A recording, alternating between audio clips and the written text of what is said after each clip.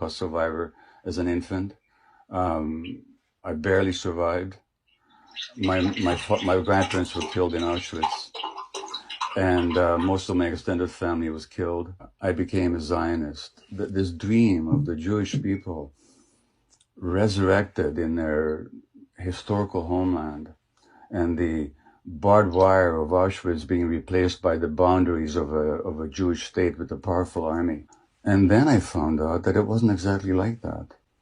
That in order to make this Jewish dream a reality, we had to visit a nightmare on the local population. And there's no way you could have ever created a Jewish state without oppressing and expelling the local population. Jewish Israeli historians have shown without a doubt that the expulsion of the Palestinians was persistent, it was pervasive, it was cruel, it was murderous, and with deliberate attempt. So that's what's called the Nakba in Arabic, the disaster or the catastrophe. There's a law that you cannot deny the Holocaust. But in Israel, you're not allowed to mention the Nakba, even though it was at the very basis of the foundation of the state. I visited the occupied territories, Russell, during the first Intifada. I cried every day for 2 weeks at what I saw. The brutality of the occupation, the petty harassment, the murderousness of it, or cutting down of Palestinian olive groves, the denial of water rights, the humiliations. And this went on, and it's much worse now than it was then.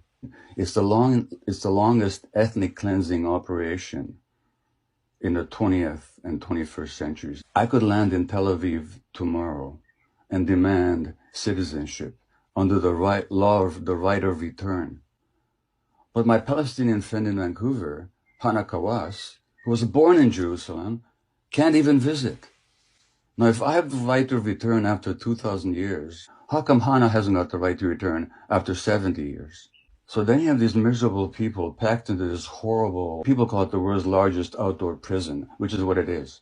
You don't have to support Hamas policies to stand up for Palestinian rights. That's a complete falsity. If you take the worst thing you can say about Hamas, multiplied by 1,000 times, and it still will not meet the Israeli repression and killing and dispossession of Palestinians. Anybody who criticizes Israel is an anti-Semite is simply an egregious attempt to intimidate good non-Jews who are willing to stand up for what is true. If you look at the Western press, when Hong Kong demonstrators throw stones at the police in Hong Kong, that's considered to be heroism. When in Myanmar, the demonstrators throw slingshots at the army, at the oppressive army, they're considered to be heroes in the Western press. When Palestinian kids throw stones at the Israeli soldiers, they're called terrorists. And Israel gets away with a lot more without much less criticism in the Western press than any other country. He runs a program for Palestinian children who spend time in Israeli jails. 14, 15, 16-year-olds are jailed for months or years. Sometimes they can't see their families for months. She says, we don't have post-traumatic stress disorder here because the trauma is never post. The trauma is daily, she said. If he's got any ounce of humanity left, he would cry like I did for 2 weeks when I was there. Anybody can go on YouTube and listen to Ilan Pappé, an Israeli historian. Anybody can listen to Norman Finkelstein, a Jewish professor, world expert on Gaza, who was denied tenure at his university because of his public speaking against Israeli policy. You can listen to any number of Israeli Defense Forces soldiers who talk about the brutality that they now regret having committed. You can listen to Israeli pilots who talk about why they refuse to fly over Gaza because of the atrocities they're made to commit. You can get all the information you want.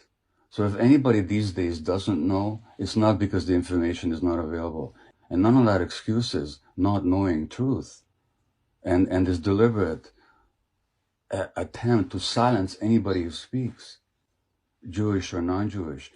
And I really wish that non-Jews of goodwill would stand up against the calumny and not be intimidated by this charge of anti-Semitism. I really wish that. So it's not a question of being pro-Palestinian. It's a question of are you in favor of justice and liberty and freedom and truth, or are you not?